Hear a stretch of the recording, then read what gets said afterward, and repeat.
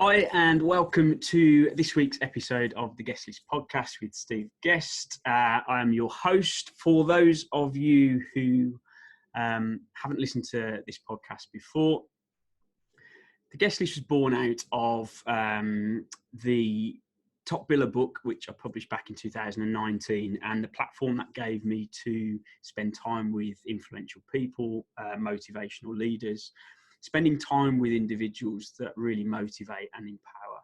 And I was getting lots of questions. I was bombarded with emails and messages, and I thought, what better way to answer that than get far more intelligent and more interesting people onto a platform and get them to answer them for me. So today's guest is no exception to that. It's an individual that I've known for a number of years, and really excited to have him onto the show, and genuinely looking forward to asking a few delving questions to see what answers we can come up with. So today's guest is a social selling strategist and content marketing specialist, Chief Content Officer of the Pipeline 44 Group, best known for his ability to help brands create engaging storytelling content, providing both done-for-you solutions through the team of content campaign managers, as well as bespoke training and interactive workshops, giving business owners and salespeople the competence and confidence to create highly engaging content.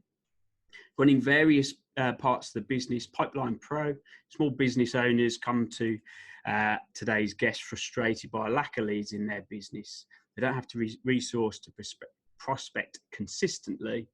Posting content regularly is a time-consuming activity, as we all know. This is a done-for-you program. Social Selling Academy, learn how to use social selling and LinkedIn to grow the business. Online on-demand course, the most comprehensive in-depth course available. Specialities include social selling training, LinkedIn training, prospecting campaigns, LinkedIn marketing campaigns, LinkedIn strategy, sales navigator training, content creation, content agency, LinkedIn marketing agency, pipeline building, and social selling strategy. My word, tongue twisters galore in there. Chris Taylor, welcome to the show. Honestly, when you go through all of that stuff, it is just like, what on earth is going on right now? So no, it's good.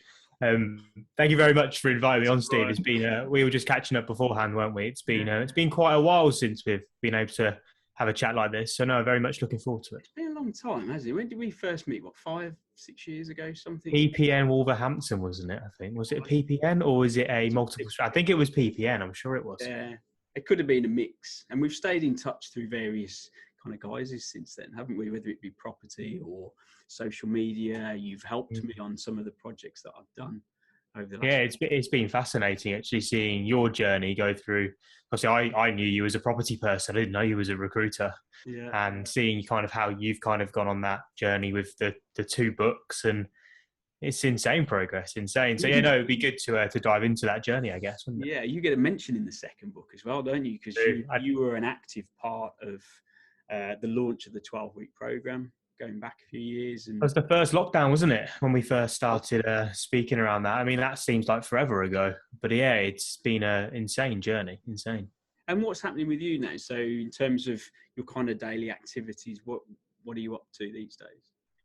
So yeah, like you said on my intro, so I am the Chief Content Officer. What on earth that means is normally the question that follows, right? But so I manage the content side of the business, which is Pipeline 44. So we're a lead generation agency, quite frankly. We work on content marketing and personalized prospecting on LinkedIn at this current point. Yeah. We consult on a number of different platforms, but my role day to day is just to get out there, make sure the team are delivering the content strategy that we all work on together. And we produce multiple different formats of creative for businesses. And we're very much focused in on personal branding. So I've got a really strong opinion on business pages and business profiles and how ineffective they are. Yes. So when I built my brand, everything was off the back of me and then me driving traffic to the business. So that's what the whole company's based out of. I'm partnered with a lady called Sam Raffling, who's a LinkedIn expert. I don't proclaim to be a LinkedIn expert whatsoever. I'm an avid tester. I just test things that I'm told and feedback really what works and what I find doesn't. And also Nick Jones, who is the person that really I always credit him for it. Changed my life really in terms of taking me from someone that had no idea what business was about to understanding how to grow a sustainable company. And that journey over the last 2 years, 2.5 years has probably seen me age mentally about 20 years and age physically. Oh God, I mean, I'm actually starting to look older than what I am. So yeah, it's been fascinating, but my role is really varied, really. Consulting, educating, creating, practicing what we preach more than anything. You mentioned a few things there that are certainly hit home for me. I agree with you in terms of business pages and I suppose business branding and marketing, certainly on LinkedIn. I spend most of my time on LinkedIn.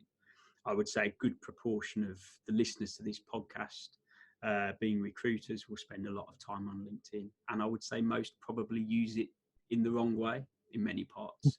There's a lot of us, and I can say this because through the accountability and the training and mentoring I do with recruiters, the biggest hurdle that most recruiters face is building an online presence, building a brand, having the capabilities to put posts out consistently to build a story and engage their audience.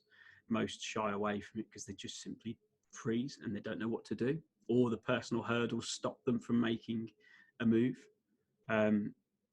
I'm not in that sector, in that area. I'm confident with it and I know what to do. But from your perspective, if you're sat there thinking, I can't post, I don't know what to post, I'm frightened of what someone's going to say, where can you just kind of start off? What's the best thing to try and get going? I think the first thing is understanding why you're doing it in the first place. I think that's the core. Whenever I'm looking at having conversations with people, whenever I'm teaching, whenever I'm educating, we come back to that core. Like, what's the purpose behind it?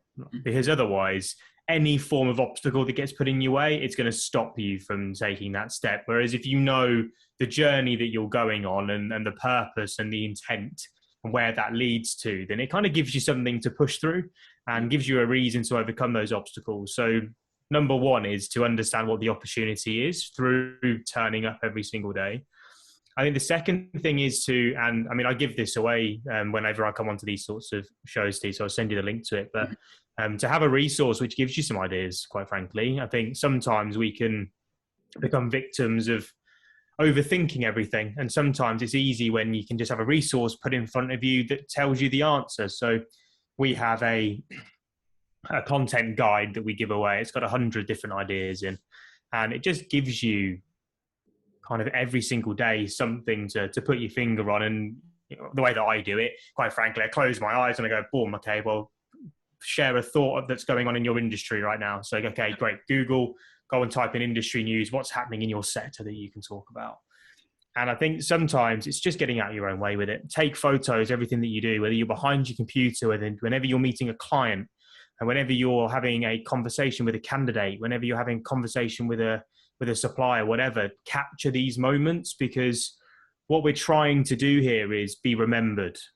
The likelihood of you connecting with someone on LinkedIn and then immediately wanting a new job or them immediately wanting a new candidate is very, very slim. It's probably like 1 in 250 businesses that you come across looking for the role that you're, the objective that you're looking to solve. So what I would say is that have this thing in mind about being somebody that gets remembered.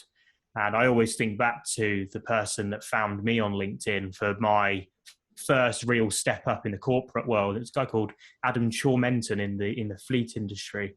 Mm-hmm. And the only reason I went to him was because he was the only person that I remembered when it came to finding fleet recruitment work, because he was visible every single day. Yeah. He got my business because that was just who I remembered. And I think sometimes we can overcomplicate social media when actually, if Steve Guest is the first person I think of when it comes to recruitment, which I know you're not as heavily involved as you were, but it still is. Whenever someone says recruitment, I think to you, that's because I see you every day. It's because I hear your podcast. I see you. I'm not saying that everybody has to have these things, but just putting a piece of content out there each day, just showcasing who you are, what you're doing, why you over any other recruitment out there. Because let's be honest, how many recruiters are there now in this bloody world on LinkedIn? Way too many. It's just so many of them. So it's like understanding that to be able to gain the attention from customers or candidates, whatever you're looking, you've got to give people a reason to remember you. And that sometimes is uncomfortable for people to hear, but it's not difficult. It's really, really simple. It's just getting out of your own way. Yeah, and I completely agree. I think just being part of that 1%, that ability to build something that is unique to you, because anything you post generally is unique to you. It doesn't have to be innovative and new. You just have to share the journey and be a part of it and be authentically genuine. That's what I've learned. I've learned that you keep showing up, you show the good days, the bad days. We're all human. We make mistakes. Things go really well, and you share that. And it's not about that kind of, I suppose, cringeworthy or corny. These are the feedback messages I get. Oh, I don't want to put the fact that I've had a great week out because it's cringeworthy, and people will go, "Why are you patting yourself on the back?" I'm like, well, if you don't tell anyone, who How do else? they know? Who else is going to say it?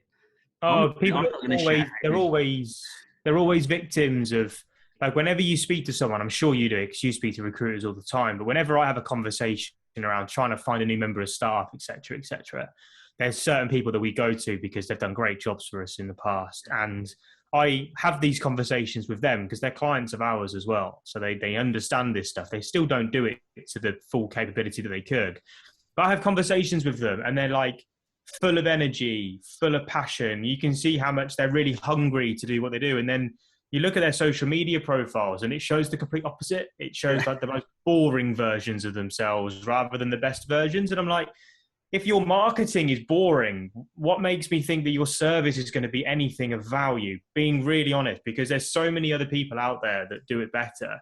Yeah. It's just understanding that these first impressions, they count. And it's understanding that if you can just showcase, you don't have to brag, you don't have to come out and say, look how amazing I am. It's just looking at it and going, well, how can I demonstrate how much I care about my clients? How much can I demonstrate about finding the best role for this candidate? What can I document to say how I'm going above and beyond what other people are doing? And from me, that stands out. And if I put myself in a candidate's position, I'm looking at it and I'm like, I want to work with that guy or that woman because that person's going to get me the role that I know of because I can see him doing it for other people. Yeah. Same from a customer point of view. I want a recruiter that wants as much success as what I do. Like I want the personality types to be on point. And that goes such a long way when I can see it in their marketing. It's insane. It breaks down the barriers of that where, I mean, they say it takes 7-8 touch points to build a working relationship. If you're consistently on someone's timeline on a daily basis, you're knocking those touch points down every single day you put something out. The ability to connect with people is far quicker now than it was before social media. And I think people that don't necessarily post, don't continually promote and showcase what they do, are missing out on huge relationship building methods that weren't available 10, 15 years ago, whenever it was. Certainly when I first started recruiting, it was about testimonial folders and print-offs and letterheads. It wasn't about putting something on a screen that everyone had access to. No, exactly. And I think with the way that this whole social media marketing game is going now, those touch points required, I think, of about quadrupled. So rather than 7 to 8, I think it's more like 28 to 30 touch points that you need for someone to even contemplate having a conversation. That's what I'm finding. It's ridiculous. However, I kind of always look at it in terms of if you've got a recruiter that you see once a week and then you've got me that you see every single day and I'm almost borderline annoying, showcasing to you how active I am, who are you going to remember the time that it comes to that you need a problem solving?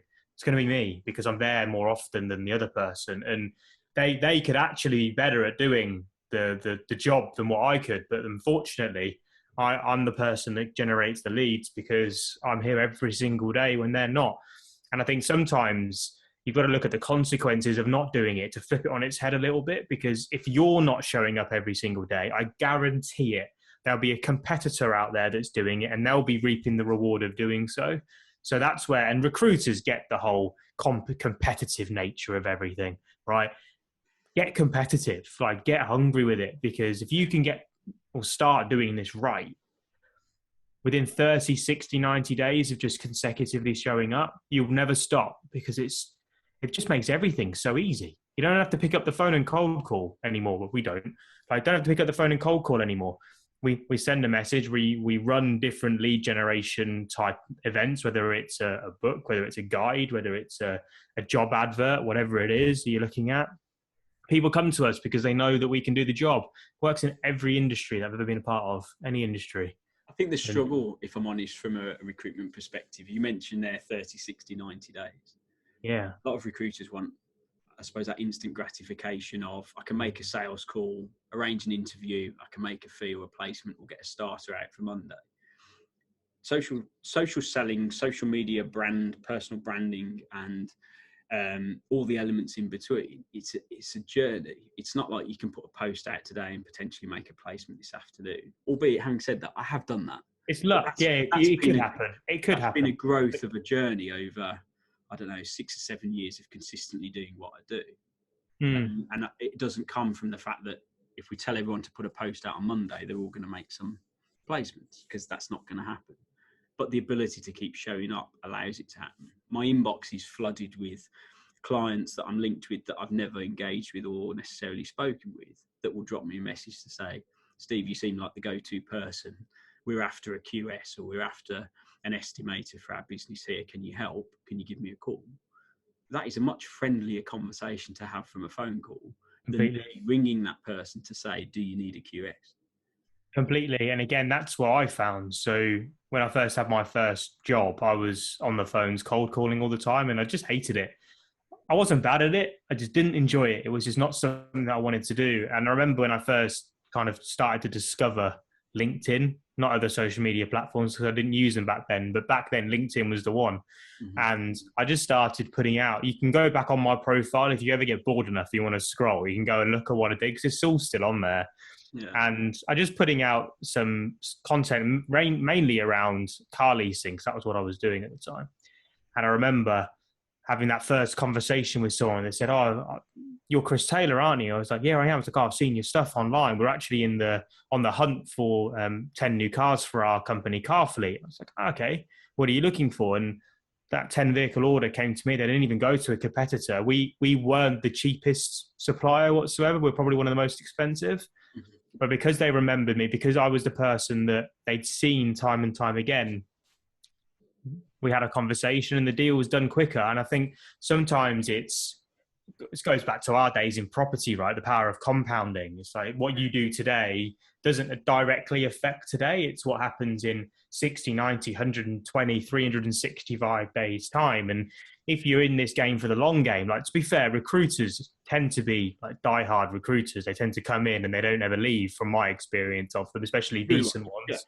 Yeah. The good ones, yeah, the turnover. Because you make a fortune, don't you? You make a fortune in it when you get it right. And this is why I love the industry, because the ones that buy into this stuff, they will never stop, because it is the most simplest way to generate business that I've ever seen. I don't have to convince. I don't have to persuade. It's identify the problem. Can I solve it? Then it's my decision then if I want to work with them or not.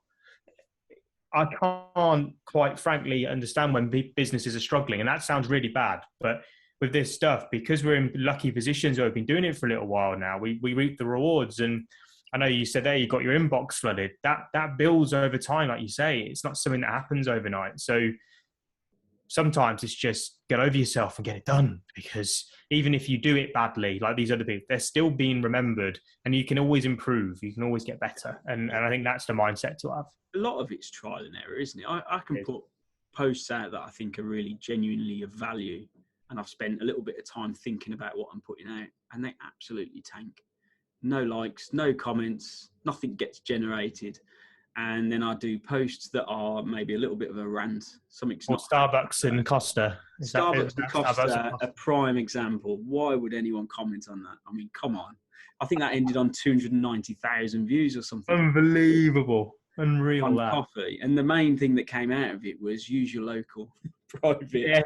Everyone hounds you, don't they, in the comment section? Yeah. They've got such strong opinions on it. And I think that is the thing, right? That's the thing. So what you've said on there is one of the secrets, if we're going to call them those, to viral content. It's put content out there that generates some opinion, that people can easily agree and easy to disagree.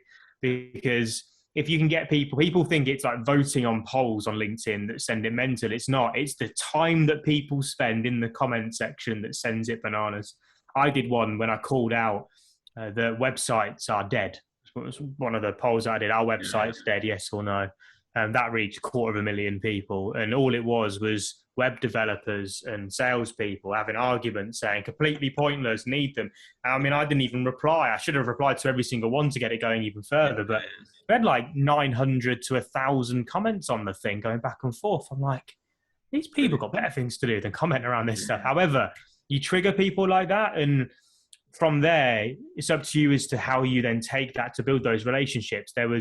We did business off that post from the relationships that we built, where people were saying, oh, I completely agree with you, websites are dead. And then we'd have a further conversation and go, well, how do you do it? That then developed into a relationship where we did some work together. It's amazing where these opportunities come from. But if you understand that visibility plus credibility gives you opportunity every single time, that's where the money is. That's where the opportunity is. And that's what I love. That's what I love about it. And that's the bit. People genuinely don't get the fact that I put a post out about Costa or Starbucks, or where do you drink your coffee? What relevance or value does that have to me as a recruiter? In terms of content, not a lot. Do I really care? To the answers, not a lot. But actually having 275,000 eyes potentially on my profile, the comments in between, people actually made money off that post. I had a guy send me a message to say he supplies coffee shops with his local types of coffee beans. And he sent me a message to thank me for my post because he'd now got 3 or 4 new customers off the back of that post, which is crazy. So he should probably do that post the next time. Yeah, but completely. It's the engagement that goes in between. I had people say that you're ruining LinkedIn with comments about coffee. What I tend to tell people is when you put a post out, don't spend too much time thinking about what you're putting in. Yeah, have a bit of a strategy behind it. And some posts will take a little bit longer than others. Some could be a one sentence because LinkedIn's crashed and it's a pain in the backside and isn't working. Put a little comment out. I've done all of it and it's a bit of a trial and test. But ultimately it's about sharing that moment in time. If it's got some way of, I suppose, as you say, dividing or grabbing opinion. If the strategy behind what it is you do on a daily basis, then you need to share that more than perhaps the other areas. So I say 7 posts about your business, your market, what you get involved with, a couple of posts about you, your personal development, how you're feeling, what moves you, what motivates you, what you do on perhaps the days where you're feeling a bit down, and then 1 post that potentially has the ability to go viral. So what is it that people are talking about? What is it that people are discussing on other platforms? What can you share? Can you try and get people talking about that on your post? That's my general setup each week. I had someone say that you're ruining LinkedIn with posts like this. What's the point? Please keep this to other platforms. Fair enough, fair comment. But actually the ability to have posts like that just completely and continue to grow your network. One of the best things and worst things that happened to me in the same weekend on LinkedIn was I got trolled by quite a well-known person. This was 2 or 3 weeks into lockdown. And it was pretty hateful, hurtful comments that were directed personally at me. And I've never met the person. They don't know me. They were just commenting. And we're all human. It hits home sometimes and you think, oh, people really think that about me. And it was a horrible moment. But the 2 to 3 days after that, the amount of messages, the amount of growth in my network of positive, empowering people that joined and actually elevated my profile to a whole new level. It's absolutely amazing. And I haven't felt or been through anything since, and I hadn't before. And I think when we talk about social selling, when we talk about social media, the biggest thing that puts people off is that one potential individual that tries to pull you down a peg or two, or does something that offends or says something that's a bit cutting or direct. Have you had anything like that? Have you had any experience of someone trying to kind of bring you down a peg or two? I used to get it more than what I mean, I haven't had anything recently. My content tends to be very much backed up by a lot of evidence at the moment. So I have a specific strategy that I'm running on my account, which is very much credibility focused. You'll notice the word expert isn't on my profile anywhere because I don't like the term. I've never really connected with it. So I'm not positioning myself as someone that knows everything. Mm-hmm. I position myself as somebody who is out there trying to grow, testing loads of different theories, testing loads of different things that people are saying that works in this marketing and sales space, and being a real life guinea pig and reporting back, not of fact, but of opinion. Yeah. And so from that, it's really difficult. People are free to agree and disagree, but they don't really direct any negativity towards me. Now, I used to get that a lot in the property space, and not huge amounts of it. Again, I've been quite fortunate, but there were the odd comments of, like, especially in that side of things, especially when you go to train other people, like scam artists, like you're just trying to con people and all those sorts of things. But my whole brand has been built off giving out as much practical value as possible, and it's quite difficult to receive negativity around that stuff. I find, like, I mean, I look at it and I'm saying, if someone's giving me real life advice on stuff, I don't, unless they're really cocky and arrogant, which I have my moments, like when I come across as a bit arrogant on a video, but I'm not really that type of person anyway. And I've failed more than I've succeeded. And all my complete and utter screw ups are live on there on the internet for people to see. And so are my successes. And I don't show everything, but there's a lot of it that's out there. And I think this word authenticity is thrown around a lot. And I think this is why people are afraid to put themselves out there, in fear that people are going to react negatively. I think that the reality of the nature is the fact that people don't really know you. And those sorts of comments, whenever they came at me, they were kind of fuel to the fire more than anything, because I've always had this bee in my bonnet of proving people wrong anyway, like I always have. And I really take everything personally. So if something's negative, like people say, like they don't listen to negative comments, I really listen to them. If someone comes out and tells me that I'm talking a pile of absolute rubbish, then I'm going to listen to it and I'm going to ask for compelling reasons and look into the reasons why they believe that. And if they've got a valid point, I want to know it. Like, I don't want to hide it and pretend that I know everything. So I'll take it on board. And if it's completely irrelevant, like someone calling me chubby or someone calling me completely out of my league or anything like those sorts of things, I'm kind of like, well, that's on you, not me. That's not something that I really can reply to. So I tend to delete those sorts of things whenever they came through. I don't even give them the time of day. I just get rid of them and pretend that they're not there. Yeah. When you start advertising, that's where you start to see a little bit more negativity. That was one experience that I've got. But then people don't like advertisements. And, oh, well, like, get over it. I'm advertising my product. If you don't like it, don't engage with it. Scroll on by. And again, any negativity that comes onto it, if it's, again, valid points that I can argue against, then I'll argue them, because that then pushes the ad further. But if it's something which is just not relevant whatsoever and it's just someone on a bad day, I just wish them a nice day and tell them to go away, sort of thing. So I just think this whole thing, I mean, I've, again, not really experienced it to an extent, but I think it's mainly because my story with the way that I've told it is I've not really kept anything a secret. And I probably get more support from the people that really have followed my journey and I think that means more than anything else, because my mission has all been around, with every post that I do, if I can just help one, it sounds cliche, right? But if I can just help one person overcome something, like there was a lady that commented on my post yesterday, a lady called Ruth, and it's on there on my YouTube channel. It's on my post. And she said, that is more clarity than I've ever received, that I've actually gone away and paid for, and you've done it for free. And for me, it's that sort of comment which destroys any negativity that I get, because that's what I'm here for. That's what I love. I love having those. That's a big ego thing for me. I absolutely love that sort of stuff, and I'm not afraid to admit it either. When someone says that I've done a piece of good content, I'm like, yeah, great, amazing. And when someone says I've done a bad piece of content, again, I'm like, okay, well, why?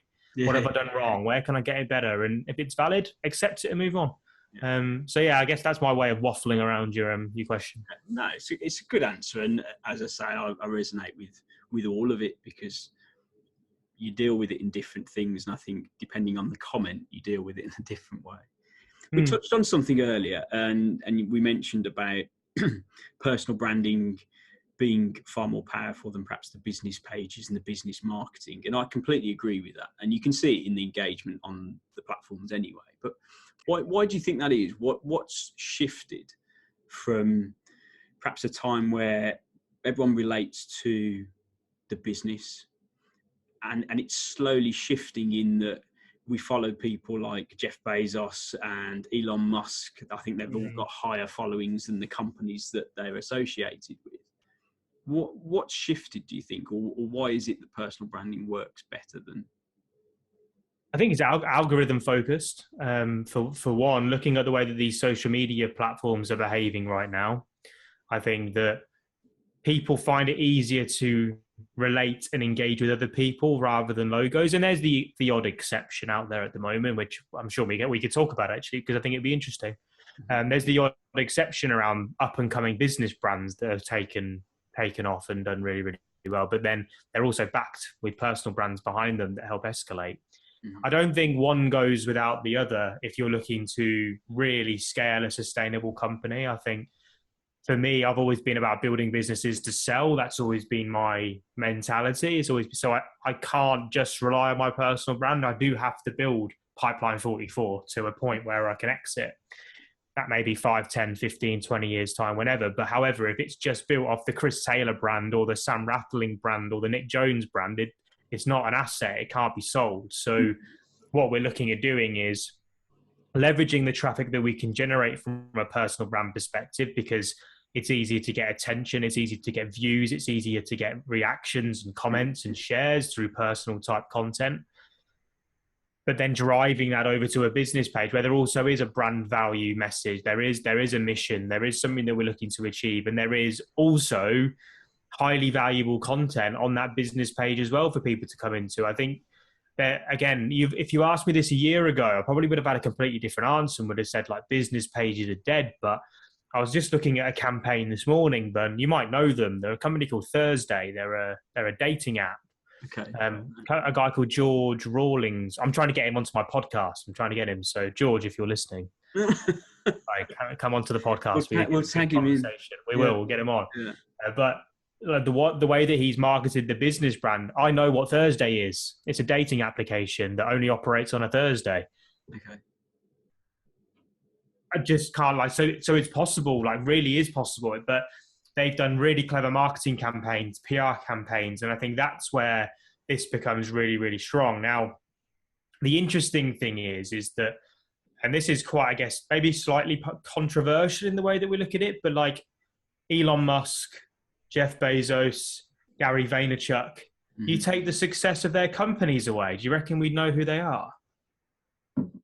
And I think that's the question I always ask. So personal branding is the way to get known. However, to get to that level, you've got to have had some level of success or PR, and you've got to go down a completely different route, really, to social media marketing. Social media marketing gives you the ability to reach millions and millions of people. However, those sorts of icons are celebrity status almost on the journeys that they've gone into.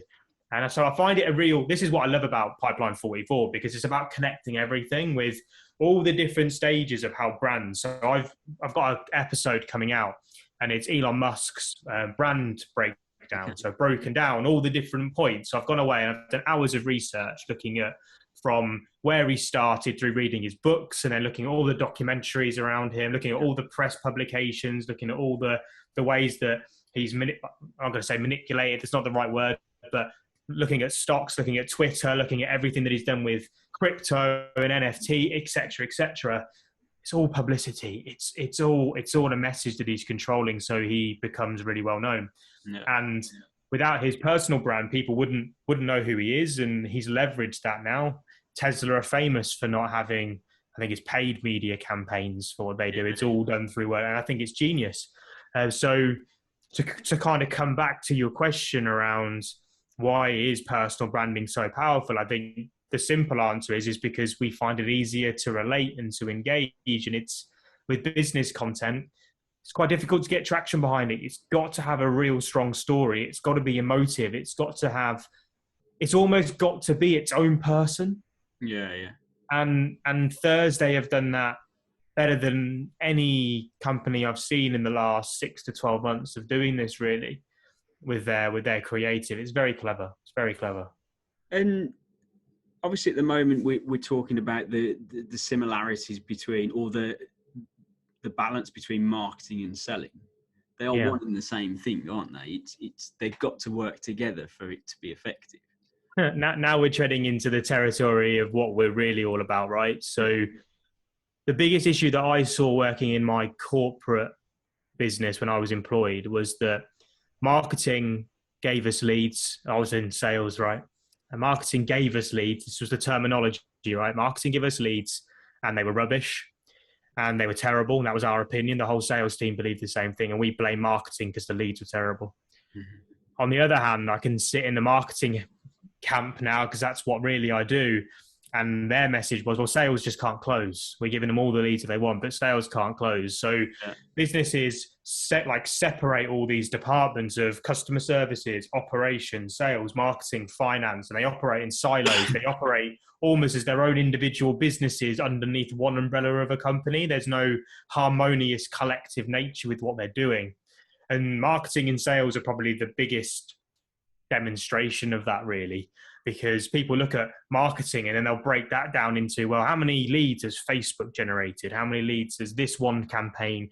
And they look at it as all siloed effects, where actually that's not the case whatsoever, because from end to end, from somebody not knowing who you are through to being your longest ever retained client who refers other people, there are elements of marketing and elements of sales going on throughout the whole process. And if they're not connected, you're leaving money on the table.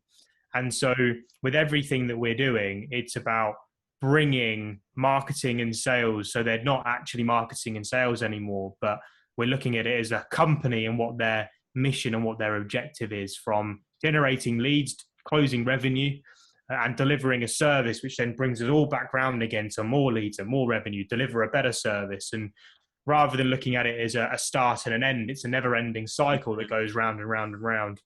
And that's what I love about how different the messaging is, because I don't really hear many people talking about it, but the businesses that thrive are ones like, I mean, I'm using my iPhone to record this, right? But Apple is an example. I can't imagine me ever using any other product. I've got Apple everything. I am through and through Apple.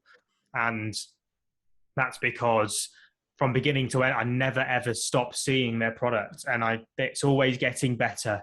Their marketing is always there. Their sales team are always there trying to sell you something else. And I think once you get that right, that's when you can start to see serious growth and almost this hyper growth that everyone's after, really. Yeah, and it's joining everything together, isn't it? It's understanding that, I mean, as you initially said, it's not sales versus marketing. It's the relationship between the two to make sure that it works. If it doesn't work, then find out why it's not working and get everyone talking to make sure the process is seamless. And actually you can start to, as you say, generate more leads and more effective marketing that increases sales. It makes completely sense. Yeah, really, completely. It's simple, right? It's simple. I think when we look at this with looking at like the responsibilities of departments, people seem to think that marketing's sole responsibility is lead generation. And that's where my head is I kind of disagree, because I almost see marketing as like the stewards of the brand, the protector of the message and what they're about. And sales are the people that are almost brand ambassadors. So they live and breathe everything, and they're their own lead generation machines in the same way that marketing and also the leadership team are. Lead generation comes from everywhere. Like, it's the center, it's the core, everything of what we do. And every department can generate business if they do it properly. Customer services, if they're out there talking about it and receiving amazing NPS scores and publicly, that's going to generate more awareness, more attention, more business. And it's like, rather than looking at it as it's marketing's responsibility to market and sales responsibility to sell, why don't we have a more collective arrangement where it's every department's responsibility to generate leads and also to generate business and to go through, because we had a sale come through three weeks ago. No, actually longer than that, 6 weeks ago, beginning of March, and where one of our campaign managers had somebody drop into their inbox and go, really interested in what you guys do. Can you talk to us about it? And they were like, yeah, what do you want to do? And then they had a couple of message exchanges. They sent them a link and the person signed up and went through. And it's like, that didn't come from a salesperson. That came through our campaign management team. And it's giving people access to be able to do that. And it's giving them the opportunity to do it. And that's the way that you really build a never-ending pipeline that's sustainable in the same way. And I suppose completely going off track slightly in terms of our conversations, we've met various times in different, I suppose, subject matters, really, whether it's been a coffee at, dare I say, Starbucks, and and property and building sales funnels and marketing campaigns, and you've helped me create stories to build a brand for the training program a couple of years ago. I would like to think of being on a similar sort of journey in terms of surrounding ourselves with the right people, making sure that we're around positive, like-minded, ambitious, motivated individuals. Who would you say has had the biggest influence on you, and perhaps who would you say are the people that you have around you now that are the most important in terms of making sure you head in the right direction? So I think in terms of the biggest impact over the last few years, I think my two business partners, without a doubt, Sam and Nick, have been instrumental in my internal growth, I guess, in terms of how I've changed into somebody that runs a company rather than being the whole company ourselves. And I think now, in terms of who I surround myself with now, I think it's again, a bit of a cliche really, but my team are incredible. And we're really lucky to have, especially in our campaign management team, with what they're doing. They're more creative, they're more disciplined, they're more focused, they've got better ideas than what we have at the moment. Like, it's incredible what they're doing. And seeing them work to the way that they're doing at the moment, like, it's seriously inspiring. So there's that. The whole business, the people that we surround ourselves with, it's the way that we recruit. Like, we want winners. We want people to come in and fight for us, because everyone benefits, everyone reaps the rewards if we succeed with the way that our company's set up. So we have a really, really good culture that we're building internally. So Nick and Sam, and then also the team. In terms of like individuals that I follow online, I've been quite disconnected from a lot of people recently. So over the last, I guess it's quite a vulnerable thing to talk about, right? But over the last 6 to 12 months, ever since really lockdown hit, I've probably lost a lot of relationships that I had, and it's become harder and harder to see people. There's been more and more reasons as to not see people. And also the internet's just been flooded with more noise than ever before that, quite frankly, I just think it's bullshit. Like, I just think people are talking out their asses. And this is nothing against the guy, but like Gary Vaynerchuk, I used to love him. Like, I used to live and breathe what he says. At this current point, I just don't agree with a large proportion of the things that he's saying. And so that's someone that I used to look up to, and I think he's done amazing in business. Lots of respect for him and what he's done, but I've kind of lost a little bit of it recently. That's a strong opinion. But I think in terms of like business people that I look up to, again, someone that I'd love to have a conversation with again in a bit more, is a guy called Ben Francis of Gymshark. I think as a leader, as someone that's got rid of all of his ego to step away from being the CEO, knowing he wasn't the right person for it. Very similar thing that I'm going through right now. I'm not the CEO of our company. That's not my role. I want to learn to become that. That's something that I want to go on that journey with it, and at some point and develop. I'm going with a journey from being chief content officer to chief marketing officer. That's a transition in its own as well. But the way that he did that and still maintained the growth that they did, and being able to make those brave decisions to detach, I think he, for me, is the epitome of someone that has done everything the right way, with inspiring others as well. His content is brilliant, like online. I think he's built the brand in an amazing way, so that there's that side of things. And then my health's been important to me recently. That's been big. So my PT Dan, who I've worked with for a number of years now, He's been pushing me, and that's made everything so much easier from a work perspective. So, yeah, I think it's a bit, I guess, a bit of a different answer to probably a lot of people. No, but, and they're the best answers, to be honest, because you've covered a multitude of things there. As I say, health for me has kicked in certainly the last several months, and the difference is phenomenal. I say that as I'm drinking a Monster, by the way. Ironic. Sorry, Dad, if you're watching. Okay, so obviously you cover a variety of things in terms of the social selling elements, building pipelines, creating content, building personal brands, lead generation. There's a whole host of things there that people can benefit from. If they want to get in touch with you, what's the best place to be? Where's the best place to come and find you? So the one thing I always say is that we're not for everyone.